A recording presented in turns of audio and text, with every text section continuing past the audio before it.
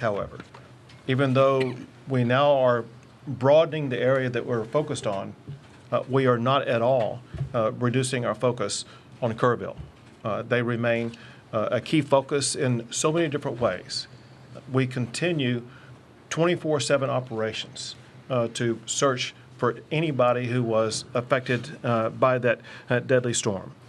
We still have our Department of Public Safety assets, the National Guard, Texas Task Force 1 and 2, and game wardens, all fully engaged in responding to the disaster in Kerrville. We also intensify our focus on the families affected by this. They're going through horrific events that have turned their lives upside down. We're working to aid them, assist them with regard to counseling, grief, all kinds of things we can do to assist those families. One of the most important things that we can do is to address their greatest concern, and that is there are so many families that are still waiting to learn about their loved one. And we are working 24/7 to get the information that will be able to answer their question. What I can tell you is several things. I had the opportunity yesterday to visit Camp Mystic and get to see firsthand what happened there, as well as all the way downstream after that. And it was nothing short of horrific to see what those young children went through. And we will remain 100% dedicated, searching for every single one of the children who were at Camp Mystic, as well as anybody else in the entire riverbed, to make sure that they're going to be recovered. We know that parents and families, they want information, they want closure, and we want them to know that we are working as swiftly as possible to get them accurate information that will provide that closure. I do want to thank the local officials, city and county and otherwise, who also are working around the clock to make sure they are addressing those concerns. The information I'm going to give you is as of this current moment in time, knowing that this information will constantly change throughout the remainder of today as well as in the coming days.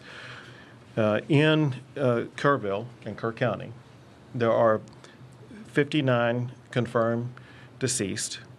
There's still 11 missing from Camp Mystic. Separate from there, in the Central Texas area, there are confirmed 10 deceased. And across the state, in all the areas affected by flooding, there are 41 known missing. It's important to emphasize this, especially in the Kerrville area.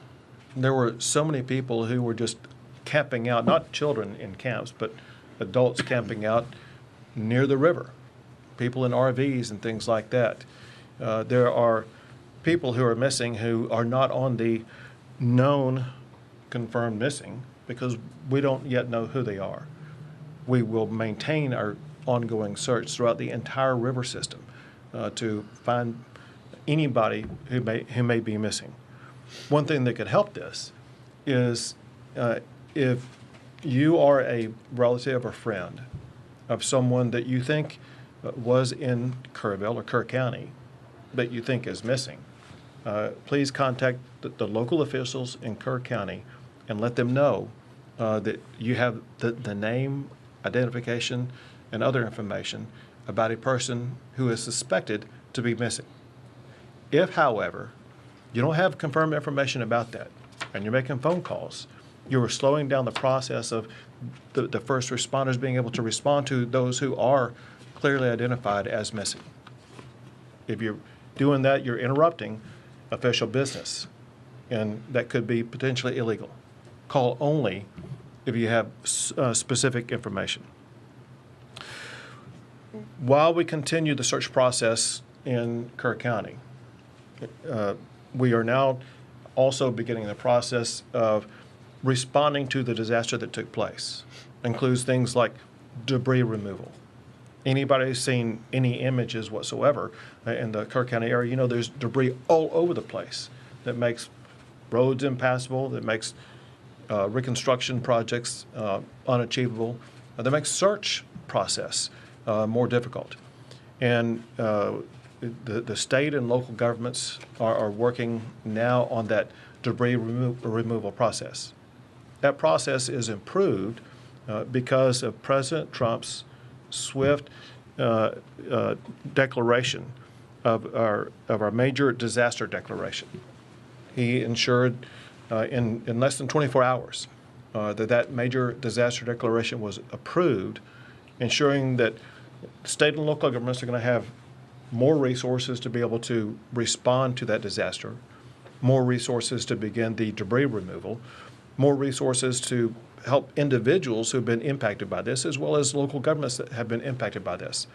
Bottom line is this, and that is the swift and very robust action by President Trump is an extraordinary help to our response.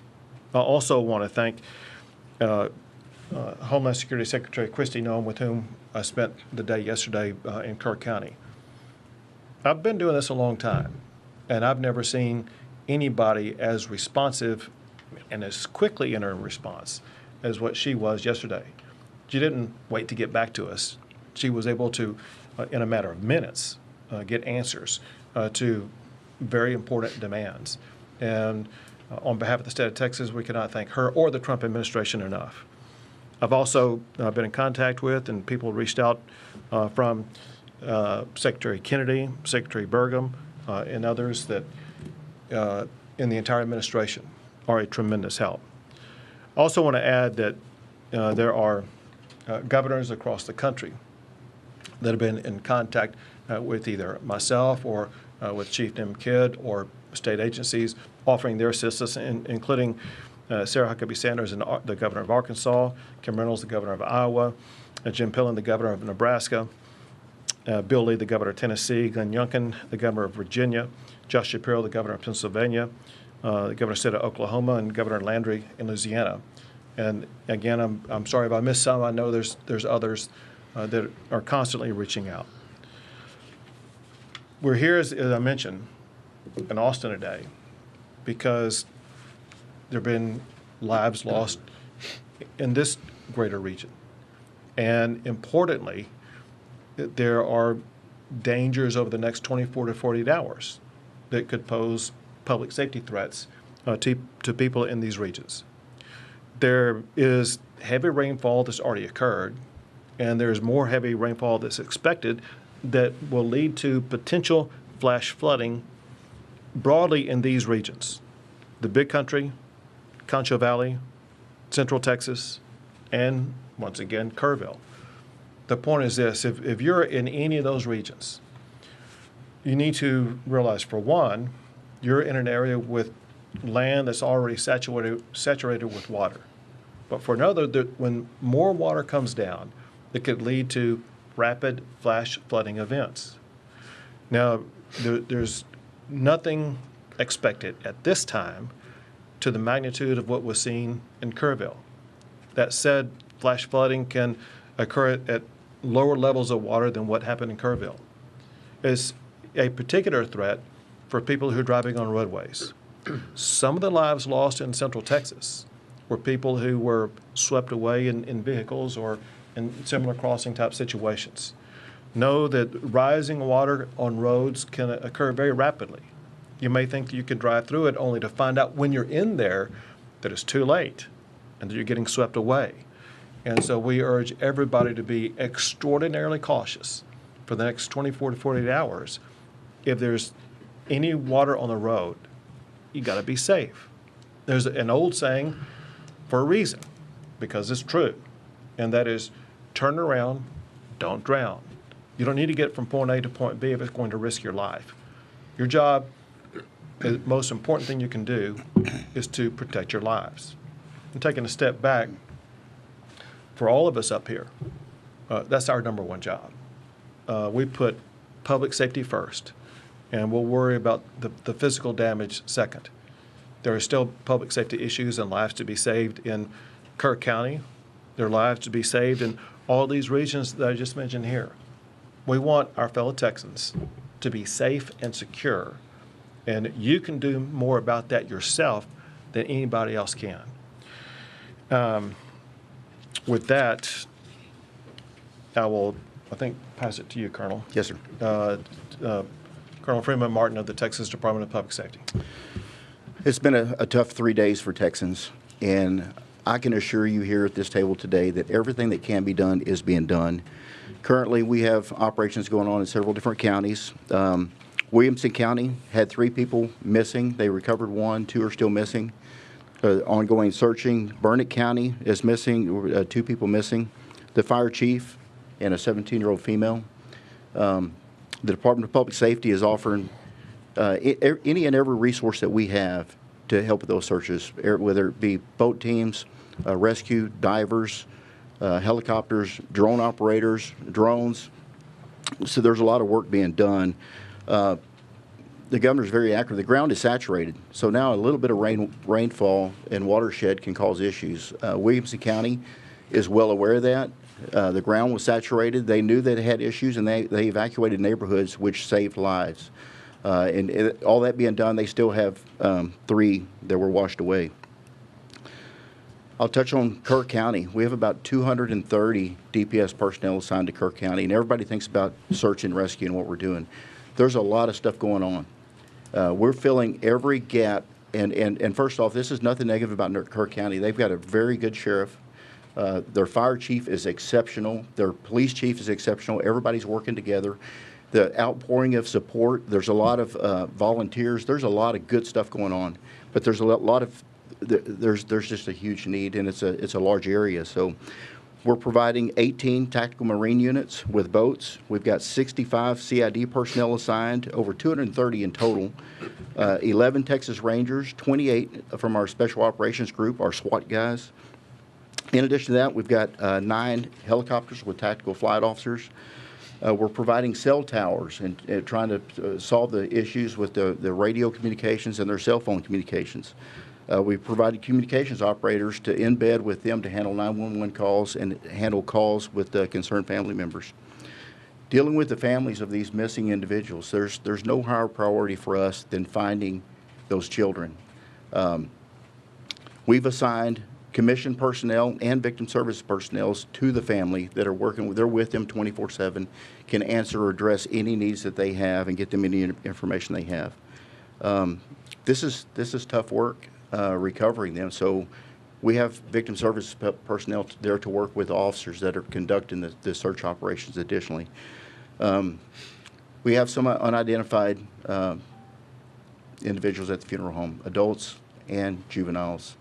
The Texas Rangers are collecting DNA from family members and from the deceased victims, and we're flying those to the University of North Texas in Dallas, and we will have answers with rapid DNA in hours, not days, to get some closure and information back to these families.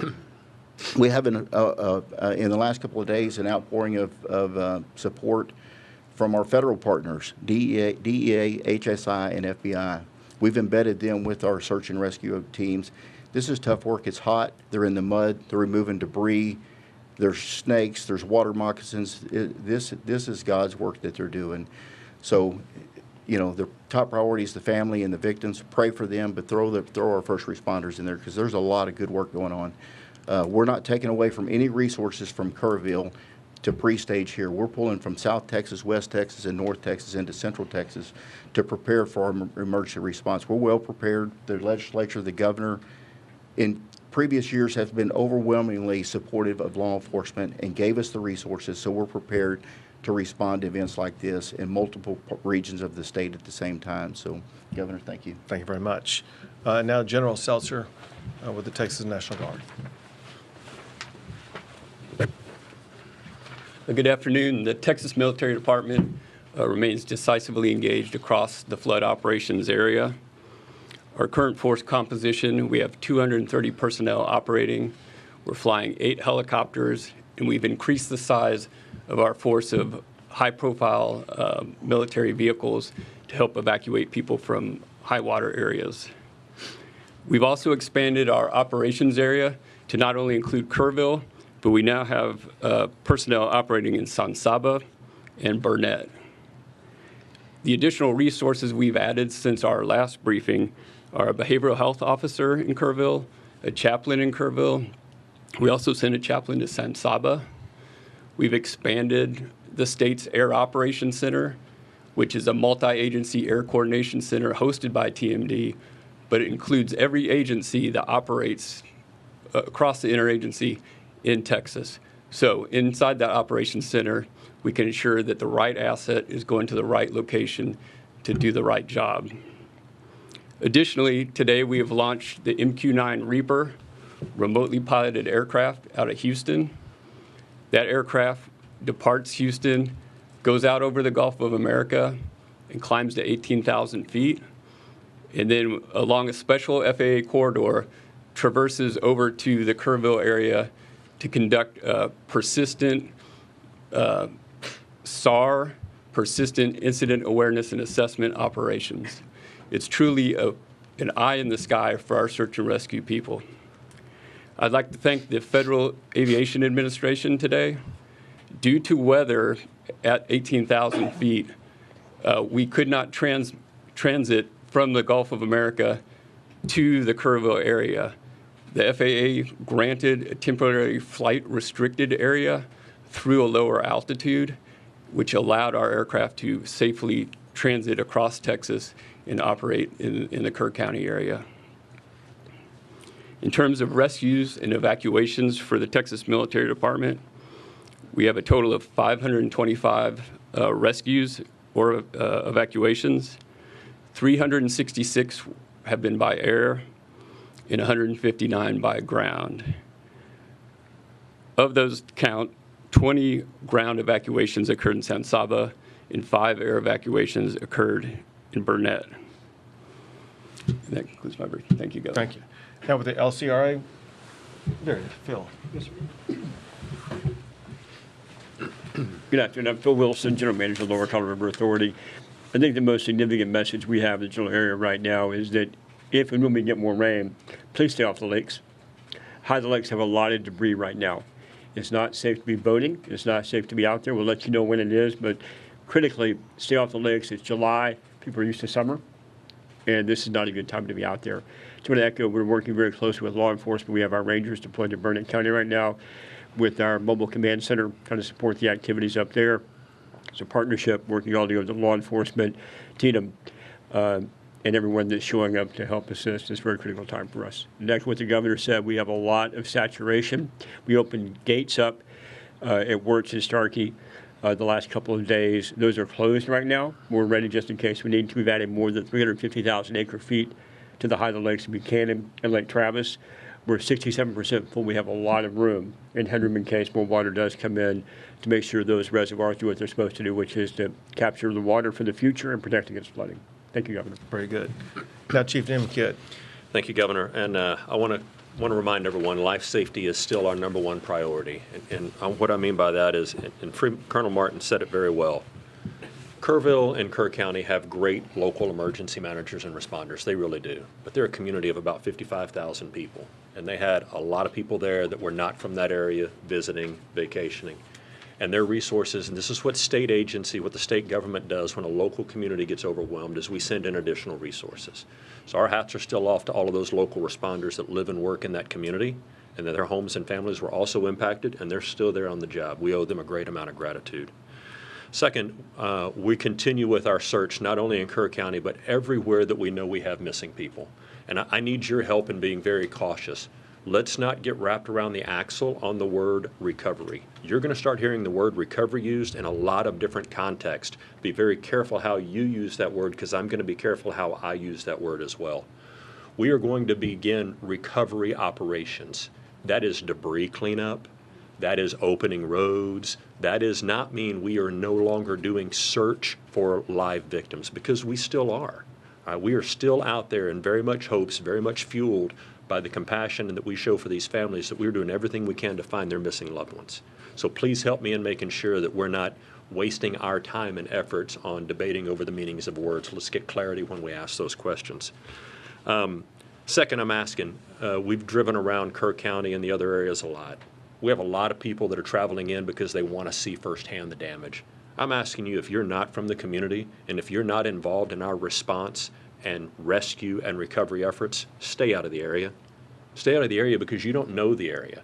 Another thing I'm getting right this minute during this press conference is reports of an additional wall of water coming down some of the creeks going into the forks.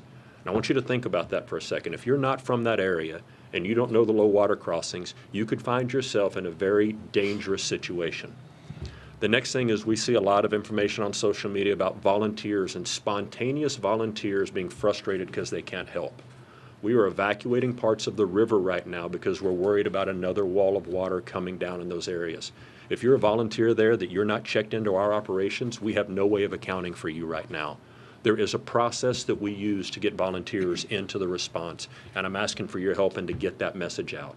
It's not that we think we don't need any help. It's that we want to make sure everyone helping is doing the job that we need, where we need it, and when we need it, and we have the ability to communicate with them. And then finally, I want to talk a little bit about the word recovery as it relates to the President's disaster declaration.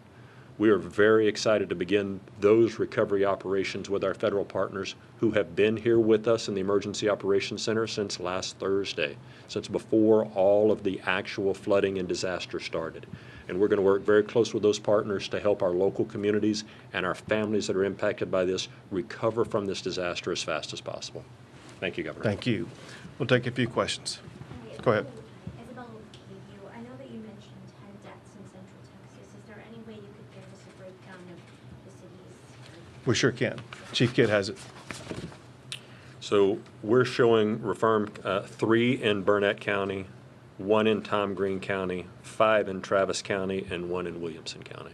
And again, those numbers are a few hours old. Those numbers could go up, but that's what we had as the time preparing for this briefing. You said what county? Tom Green.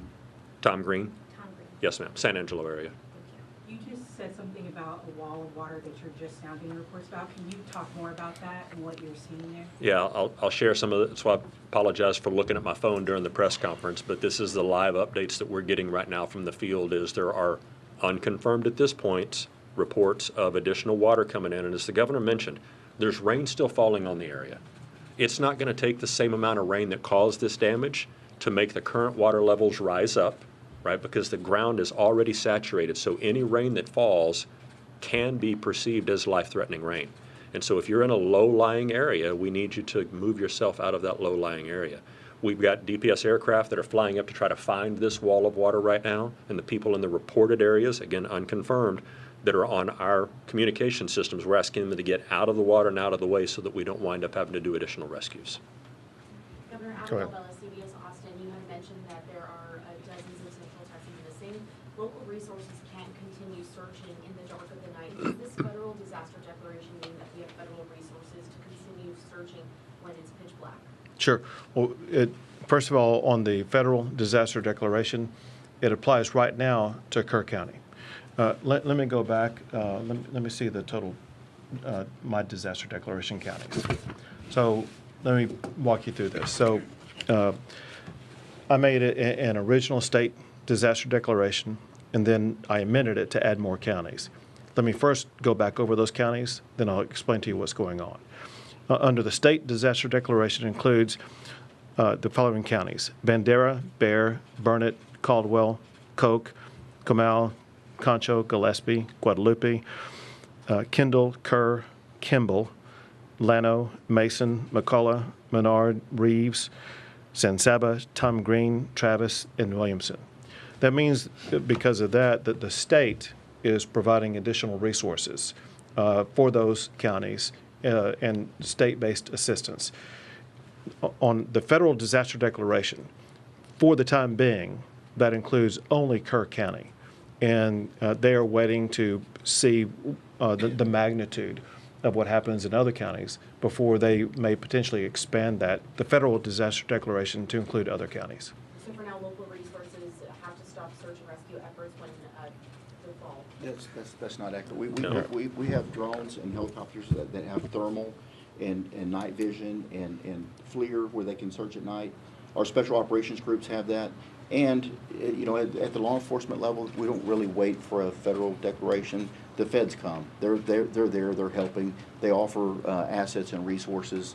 You know, this helps with funding and additional resources and bringing in from out of state.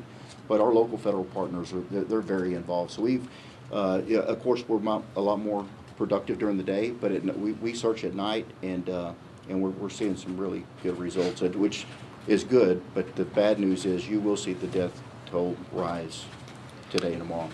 One other thing to add to that is the U.S. Coast Guard, part of the federal government, was here working long before the declaration was granted based on our partnership and relationship. So we still have Coast Guard assets here, and they will operate at night as well. Thank you for the question.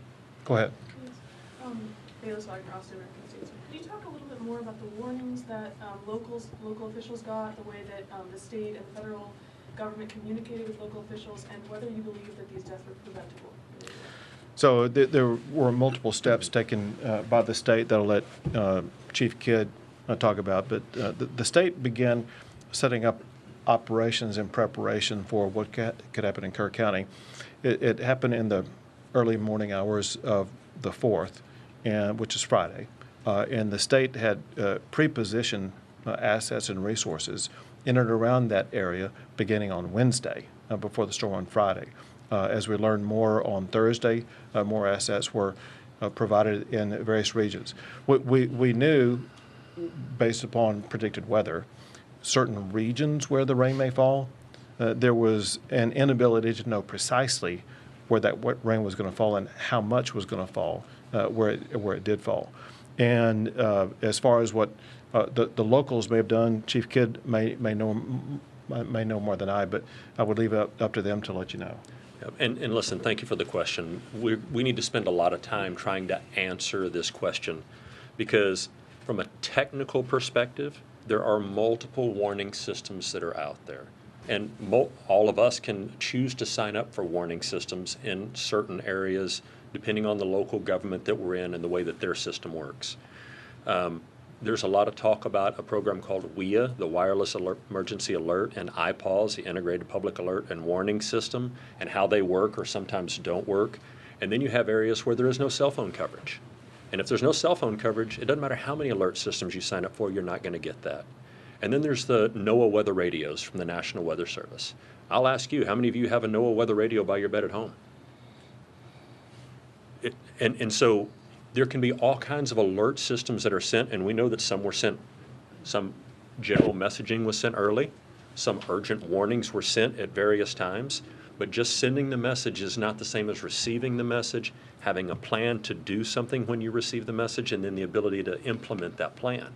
And so I really would love to have a separate conversation with all of you about how we can continue to get the message to the public about what they need to do when they get a message, what they should do when that message is received, and how they communicate that back to their loved ones and family members.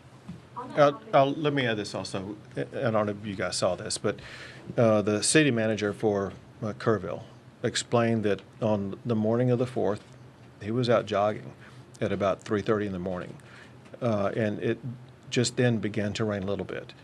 He got home and saw that it rained a little bit more, and he saw after that the torrent of water that was coming down the river.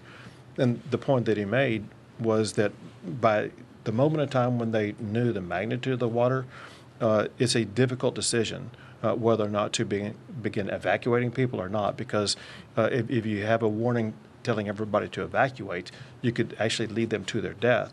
We know that some deaths in Kerrville were people who died who got swept away who were trying to evacuate. And so local officials know the best about the terrain, about the danger spots and things like that, about who might be able to evacuate, those that would just be getting into a more dangerous situation. You talked in what you just said kind of about expertise and about just knowing the area, and that extends also to the National Weather Service folks who are in those offices and have years and years of experience. There are currently 6 vacancies in the local National Weather Service office that cover Kerr County. What is your perspective on how that could have impacted the warnings that you all were able to get and how accurate the information you all were able to get? So I know nothing about the staffing. What I do know is what they put out. And it's my understanding that what they put out was kind of the information that the state was operating off of, and that is that there were alerts or warnings about heavy rain, potential for flash flooding in certain areas.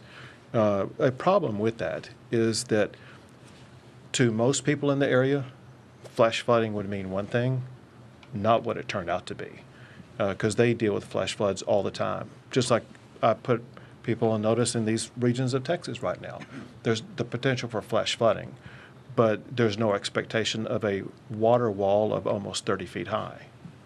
Governor Abbott, on that topic, we know that these alerts can be life-saving at times, and a lot of times these forecasters get their information from the National Weather Service. Are you communicating with your federal partners on how critical funding is for the National Weather Service in order to issue alerts like this and this disaster like this?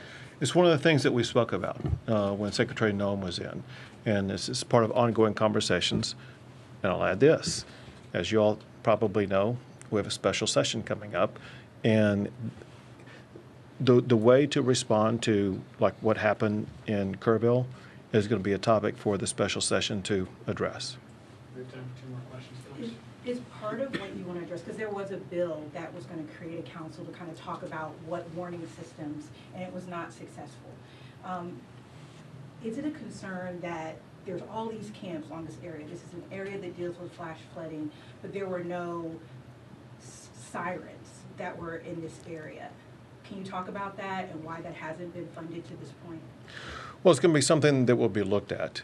As you kind of pointed out, these camps go back almost 100 years, and they are familiar with the water in the area probably better than anybody else.